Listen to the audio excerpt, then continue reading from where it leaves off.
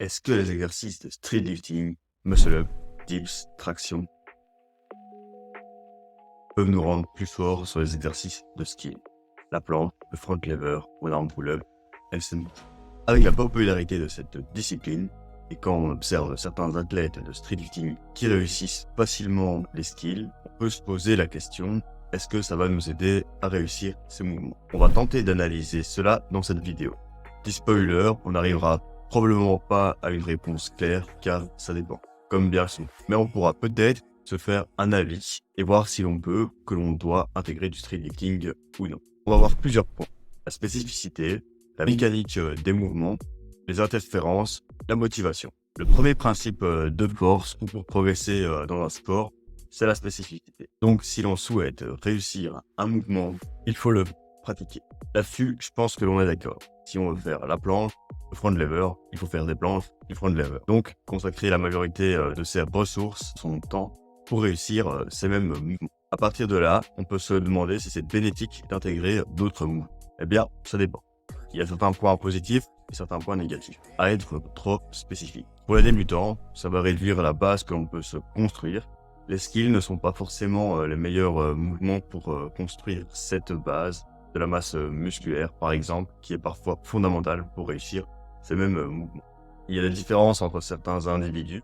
Certains auront soit déjà cette masse musculaire, soit pourront en prendre en étant spécifiques, donc en pratiquement les skills. Contrairement à d'autres chez qui ça va être compliqué de construire cette masse musculaire, des bases avec ces skills. Les régressions pour atteindre les skills ne sont pas forcément les plus spécifiques. Par exemple, la planche clean pied au sol est moins spécifique par le fait qu'on a les pieds au sol.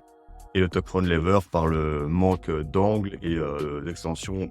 La tension mécanique, la charge, a un rôle certain et important dans le développement de la force. Pouvoir l'objectiver est important. C'est pas toujours évident à mesurer sur les skills, donc un intérêt qu'on aurait à intégrer ce genre de mouvement serait la mesure de progression. La variation est importante pour diminuer le risque de blessure d'usure, augmenter les stimulus de certains exercices.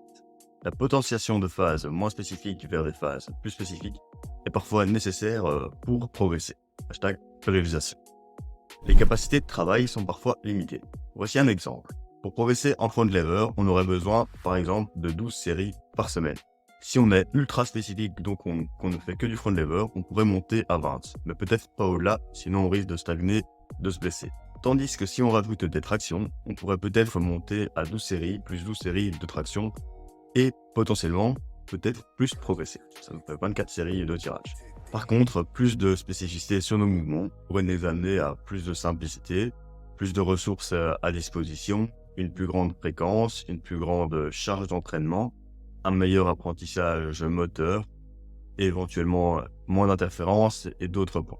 Passons à la mécanique. On va voir brièvement les mouvements et les muscles que le skill sollicite et les comparer aux mouvements de street lifting. Pour la planche, une flexion d'épaule, une protraction, des pressions.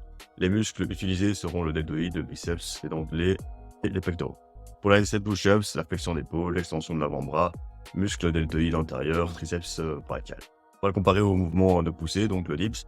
Flexion d'épaule, protraction, dépression, extension de l'avant-bras. Les muscles sollicités seront les pectoraux, le deltoïde, le triceps. À partir du moment où les mouvements sont similaires et les muscles utilisés sont les mêmes, on peut quand même espérer un certain transfert. Pour le front lever, le mouvement principal sera l'extension d'épaule. Au niveau de la scapula, on sera en position neutre avec une intention de rétraction, dépression, une extension de hanche, un postérieur pelvictile. Les muscles sollicités seront le grand dorsal, le chef long du triceps. Pour la traction et la traction à une main, c'est à peu près les mêmes mouvements. Donc on va avoir une extension d'épaule, une dépression, une rétraction, une flexion des bras. Les muscles utilisés seront le grand dorsal, le biceps brachial. Pour le muscle up, une extension d'épaule, une extension des coudes, une position un peu plus fermée, hollow, en fonction des règles de compétition. Les muscles sollicités seront le grand dorsal, les triceps. Mais on n'abordera pas forcément le mouvement au vu de la technique et de la spécificité qu'il demande, même s'il aura peut-être un transfert sur le front lever. On ne va pas non plus analyser le squat, car on comprend qu'il a peu d'intérêt pour les skills, car les mouvements ne sont pas vraiment les mêmes, plutôt que du contraire, car il va nous faire prendre de la masse musculaire, donc du poids au niveau des membres inférieurs. Après, ça sera à nous de choisir si on veut travailler ou non les jambes ou le squat. D'un point de vue biomécanique, on pourrait donc dire que le dips et la traction ont un intérêt sur nos mouvements. Mais est-ce vraiment le cas? Est-ce vraiment bénéfique? On va aborder les interférences un peu plus en détail. Un risque d'intégrer ces mouvements même si, comme on l'a vu, ils peuvent avoir un certain intérêt, est le phénomène d'interférence. Ça passera par plusieurs points. La fatigue que ces exercices peuvent générer. Par exemple, si l'on fait des dips, on pourrait avoir les épaules un peu fatiguées, donc elles ne récupèrent pas suffisamment et donc être moins performant en planche pour le prochain entraînement.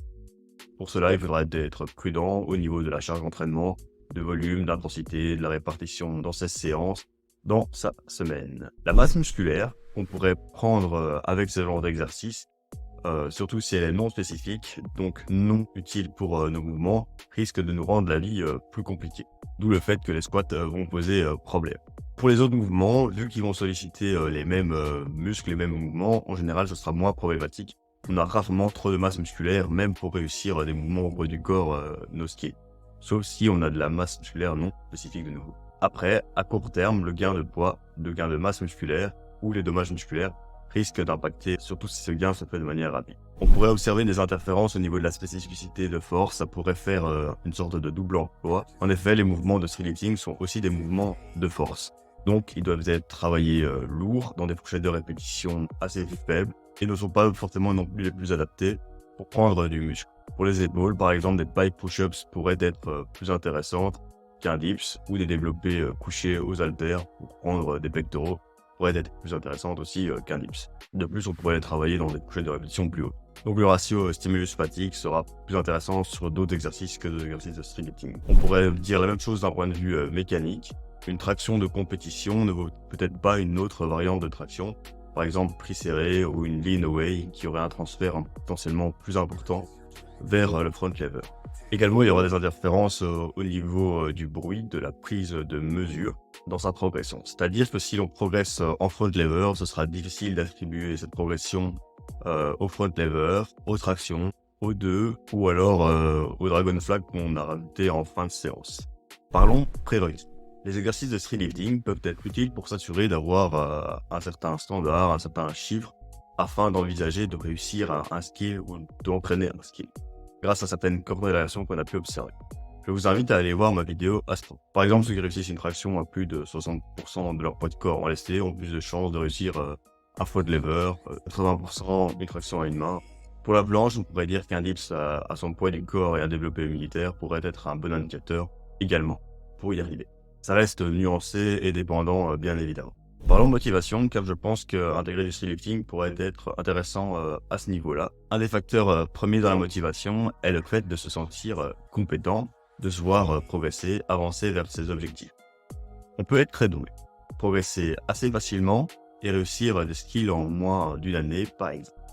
Inversement, pour certains, progresser en skills serait plus compliqué, et donc ce serait peut-être plus simple et plus motivant de se voir aussi avancer sur des exercices mesurables, chiffrables, comme au streetlifting. Ou quelqu'un qui aurait facile de progresser en skill mais dur en streetlifting pourrait peut-être se contenter des skills. Cela pourrait permettre aussi de varier ses objectifs, de se sentir parfois débutant, de retrouver une certaine marge de progression, de cycler ses entraînements, d'avoir une plus grande variété d'exercices, d'objectifs.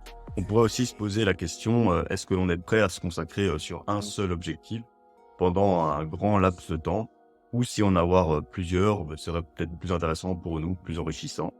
Veut-on plutôt être un spécialiste ou un athlète plus polyvalent, plus généraliste? Il n'y a pas forcément de bonne réponse de nouveau. Est-ce qu'on veut être super fort dans un élément ou à peu près potable, bon partout? Il n'y a pas forcément de bonne réponse de nouveau. Je pense par contre que prioriser ses objectifs peut être bénéfique pour garder une logique dans sa programmation. Par exemple, faire une liste de 3 à 5 mouvements que l'on souhaite atteindre et choisir le premier, le deuxième, le troisième et ainsi de suite. Et utiliser les bons outils au bon moment pour pouvoir progresser. Pour conclure cette vidéo, je pense personnellement que le streetlifting peut être bénéfique pour progresser en skill, mais dans une certaine mesure, selon le contexte. Je pense aussi que ça peut apporter une certaine dose de motivation en plus. Également, dans cette vidéo, on a principalement parlé de streetlifting, donc du dips traction muscle-up squat, mais on n'a pas abordé d'autres mouvements qu'on pourrait lester, comme des pompes, comme des tirages horizontaux, ou d'autres mouvements de musculation qui sont parfois peut-être plus pertinents d'un point de vue stimulus ratio comme on a pu le voir. Également, j'ai un avis assez biaisé sur le sujet, donc je combine les deux disciplines à l'année. J'essaye d'être plus ou moins bon dans les deux disciplines et j'adore cela. Donc je serais curieux aussi de savoir si vous combinez aussi les deux disciplines, si vous cyclez vos entraînements, si ce que vous aimez est-ce que vous êtes aussi assez hybride ou alors est-ce que vous êtes plutôt un spécialiste et que vous trouvez cela contre-productif? Voilà, mettez-moi ça dans les commentaires, je serais vraiment curieux de vous lire. N'hésitez pas à vous abonner, partager comme d'habitude. Si vous souhaitez des informations sur mon coaching en ligne, n'hésitez pas à regarder dans la description ou participer à un challenge de 14 jours sur la stratégie. C'était 02 Workout et on se retrouve pour une prochaine vidéo. Salut!